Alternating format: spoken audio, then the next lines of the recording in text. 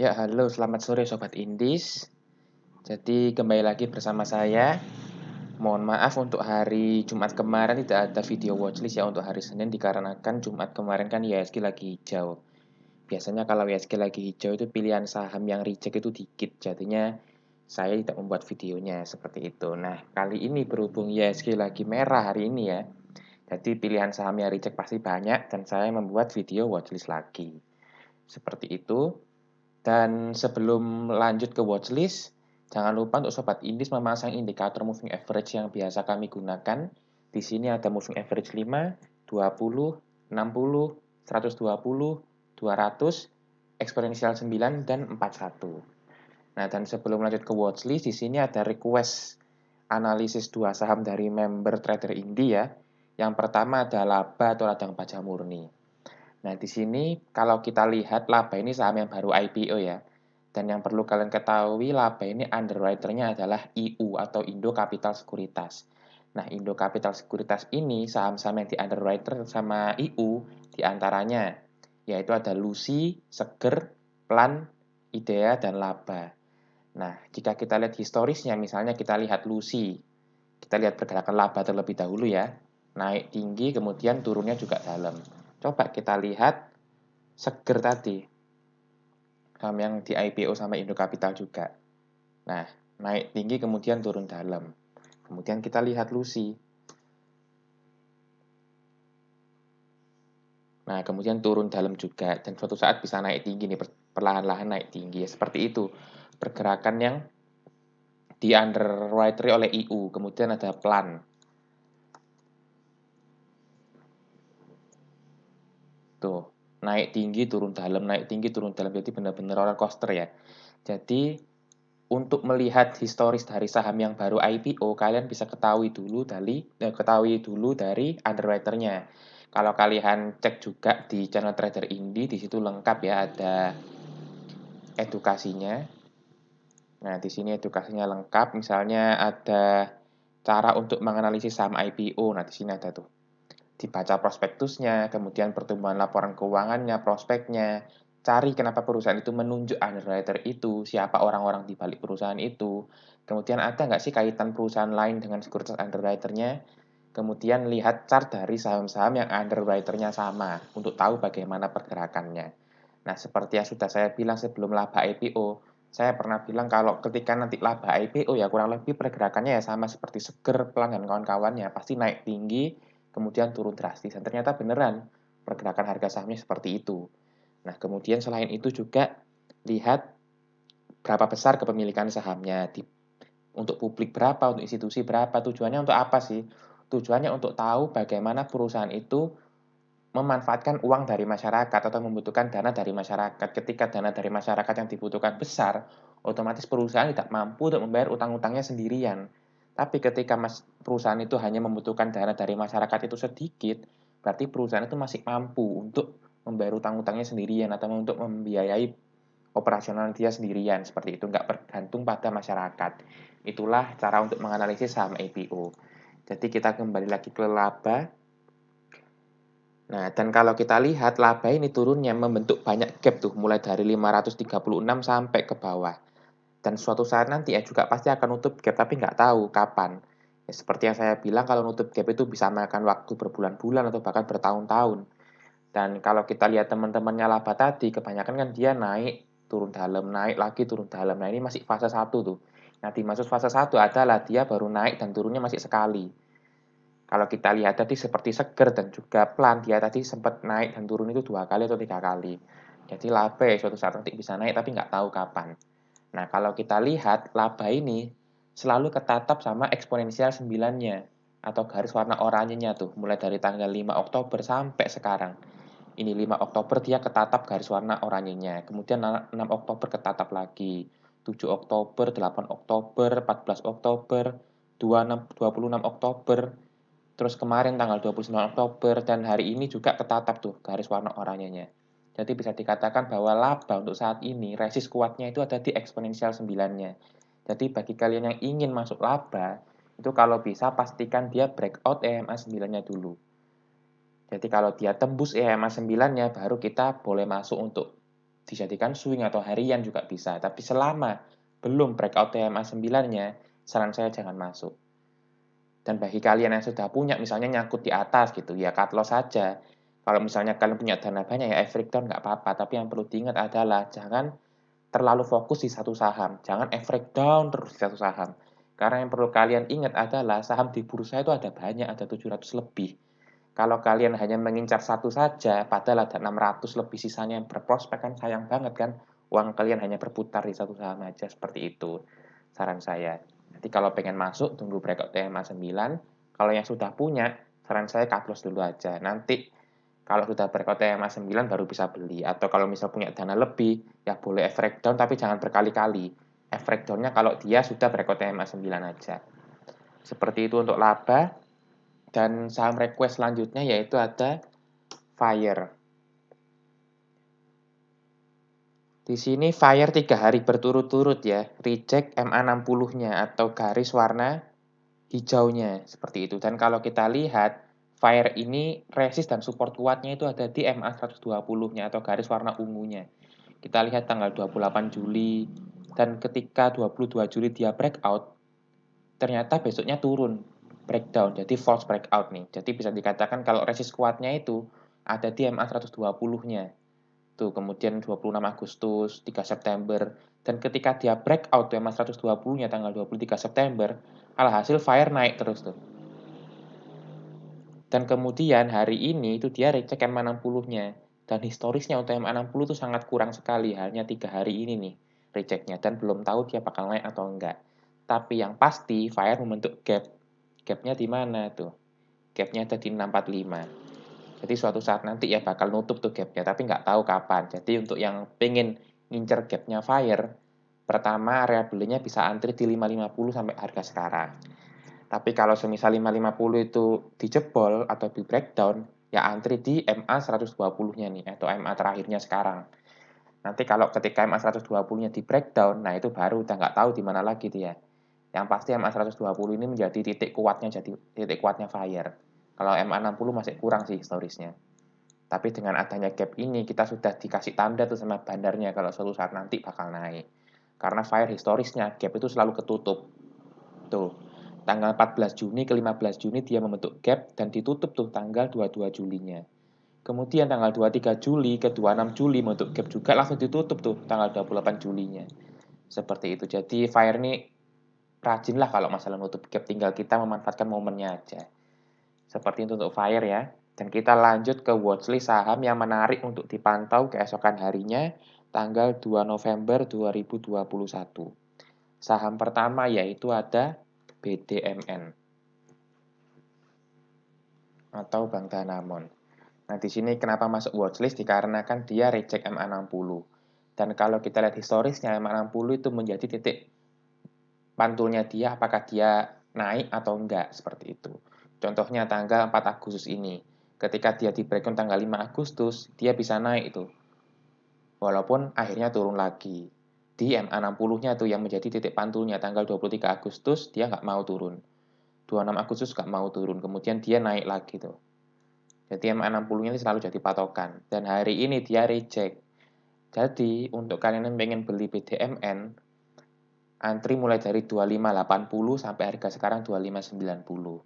Dan untuk take profitnya bisa dijadikan harian dengan target profit minimal 3% dan bisa dijadikan swing dengan target profit minimal 3-10%. Dan cut loss-nya ketika dia breakdown dari MA60-nya. Jadi ketika closing 2560 langsung kita cut loss. Dan yang perlu diingat adalah perbankan itu biasanya ngaruh atau sensitif terhadap IHSG. Jadi ketika IHSG merah, ya perbankan ikut merah. Dan sama halnya seperti hari ini tuh IHSG lagi merah dalam, ya BDMN ikut merah. Seperti itu. Jadi ketika IHSG besok misalnya merah gitu, jangan dimasukin dulu, dijadikan wait and see aja. Seperti itu ya untuk BDMN ya. Jadi MA60 ini selalu jadi titik pantulnya. Kalau semisal breakdown dari MA60 ya bisa aja turun ke MA120-nya. Dan MA120-nya itu jarang banget historisnya tuh. Dia jarang banget menjadikan MA120 jadi patokan. Hanya ada sekali, kemudian 2 kali doang. Tapi kalau MA60 sering. Seperti itu untuk BDMN. Lanjut ke saham berikutnya yaitu ada Icon.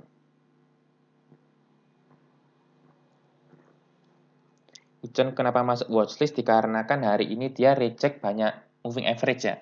Yang pertama ada MA5, kemudian MA9, MA120, eksponensial 41, dan juga MA60. Dan kalau kita lihat tanggal 28 Oktober, Icon ini breakout tuh. Breakout MA60 yang menjadi resistnya.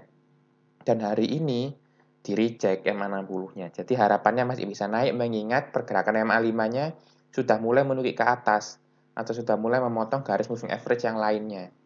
Jadi bagi kalian yang ingin masuk Icon, antrinya mulai dari harga 100 sampai 102. Karena Icon ini sering membentuk ekor di bawah. Jadi semoga kalian dapatlah di harga bawah di 100 itu. Antri di harga 100 sampai 102. Kemudian cut loss-nya kalau di bawah 100. Jadi kalau closing-nya 99 ya cut loss. Seperti itu. Dan untuk take profit-nya, kalau menurut saya hanya cocok dijadikan harian. Jadi ketika minimal 3%, ya udah langsung jual aja. Karena kalau kita lihat historisnya ya, Icon itu selalu hijau merah, hijau merah, hijau merah seperti itu. Jadi nggak bisa dijadikan swing. Begitu ya untuk Icon ya. Lanjut ke saham berikutnya yaitu ada saham F lagi nih. Jadi saham F beberapa hari lalu sempat dijadikan watchlist dan kita cuan ya. Kapan hari itu saham F sempat kita jadikan watchlist tuh tanggal 27 Oktober nih. Karena reject MA60 dan ternyata tanggal 28 Oktobernya beneran naik, alhamdulillah. Dan hari ini saham F reject lagi, tapi rejectnya beda halnya dengan yang tanggal 27 Oktober. Kalau 27 Oktober kan dia rejectnya MA60 nih. Kalau hari ini dia rejectnya MA5. Tapi trennya masih naik terus MA5-nya. Jadi kita bisa antri mulai dari harga 850 sampai 865. Karena saham F ini sering bikin ekor ya. Jadi kalau kita dapat di 850 sepertinya menarik. Dan kalau closing di bawah 855 itu langsung kita cut loss. Jadi misalnya kalian dapat di harga 850, tapi ternyata closingnya itu breakdown MA5, closingnya di 850 juga. Ya udah kalian langsung cut loss aja. Berarti jual BEP. BEP itu break even point. Jadi cuan nggak ada, loss juga nggak ada. Jadi 0%. Jadi seperti itu untuk saham F ya. Antrinya mulai dari harga 850 sampai 865. Untuk cut loss-nya ketika closing di bawah 850.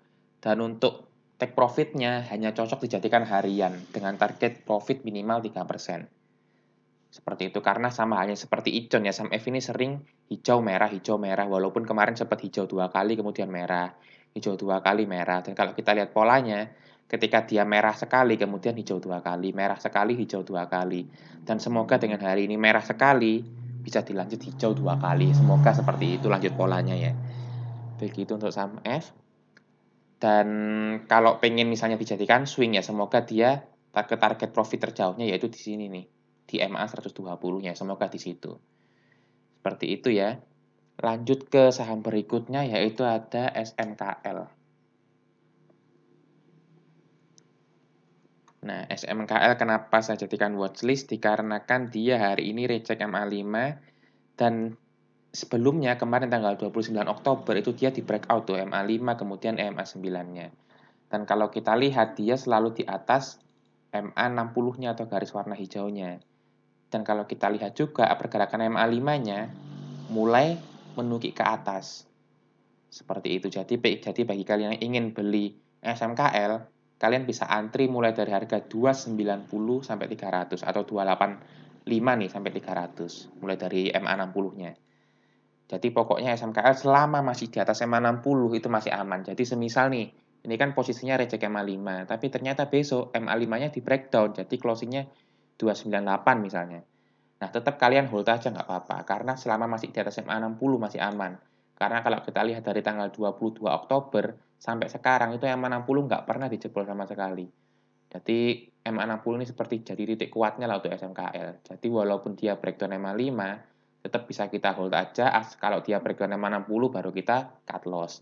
Jadi ketika dia closing di bawah 287 baru kita cut loss. Untuk area belinya mulai dari harga 285 atau sampai 300 sampai closing hari ini. Dan untuk take profitnya bisa dijadikan harian aja. Kalau swing nggak cocok. Dijadikan harian dengan target profit minimal 3%. Dan SMKL ini pergerakannya cenderung lambat ya, nggak liar-liar banget. Seperti itu untuk SMKL. Lanjut ke saham berikutnya yaitu ada Zirex. atau ZYRX. Nah, kenapa saya jadikan watchlist? Dikarenakan hari ini dia reject MA5. Walaupun historisnya dia sering banget rejectnya EMA9 ya, seperti tanggal 15 Oktober, kemudian 18 Oktober, 27 Oktober, 28 Oktober, dia sering banget menyentuh EMA9-nya tuh. Dan hari ini menyentuh MA5-nya. Dan kenapa saya jadikan watchlist? Karena jarak MA5 dengan MA9 ini tergolong dekat. Dari 612 sampai 625 itu tergolong dekat. Jadi bagi kalian yang ingin beli Zirex, kalian bisa antri mulai dari harga 6 berapa nih? 610 sampai 625. Itu untuk Zirex dan cut loss-nya ketika closing di bawah EMA9-nya. Jadi ketika closing di bawah 610 baru cut loss. Karena kalau kita lihat Zirex itu nggak pernah mau breakdown EMA9-nya atau garis warna oranye-nya. Seperti itu kalau kita lihat dan trennya lagi naik itu Zirex.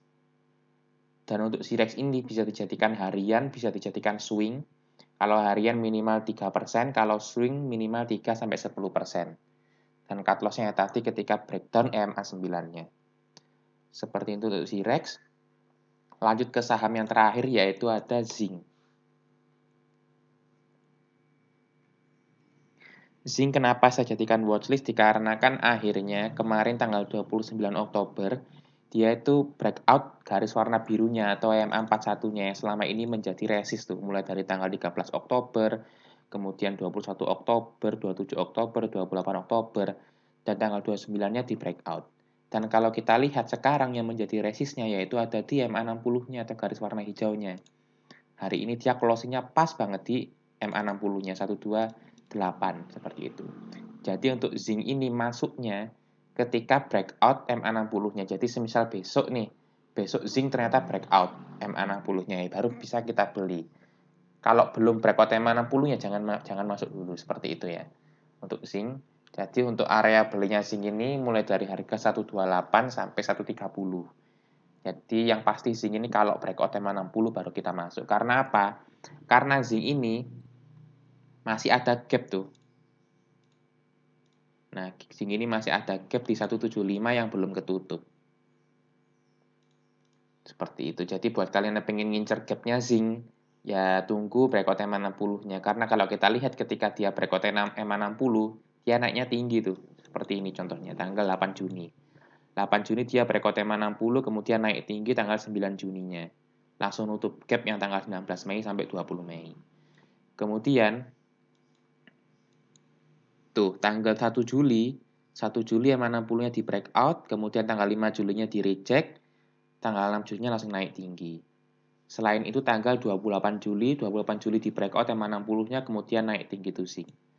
Seperti itu. Jadi harapannya kalau semisal beneran breakout MA60, harapannya supaya bisa naik tinggi. Dan Zinc ini bisa dijadikan swing dan juga bisa dijadikan harian.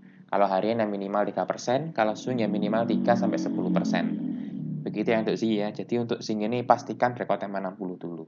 Dan untuk cut loss-nya kalau semisal breakdown MA60-nya. Seperti itu untuk Zinc. Jadi saya ulangi lagi untuk watchlist saham keesokan harinya yang pertama ada BDMN, kemudian ada Icon, kemudian SAMF, kemudian SMKL, kemudian Zirex, dan yang terakhir ada Zinc. Seperti itu, jadi untuk Sobat Indis sekalian yang belum bergabung menjadi member premium Sobat Indis, supaya bisa segera bergabung dengan hanya biaya 100.000 per bulan, kalian bisa mendapatkan grup diskusi, kemudian rekom harian, swing, dan scalping jika memungkinkan. Dan yang pasti kalian bisa akses edukasi dan bochart, karena bochart ini penting ya, karena menunjukkan sinyal biar kalian nggak ketinggalan saham-saham yang naik tinggi. Seperti itu, terima kasih Sobat Indis sekalian, selamat sore.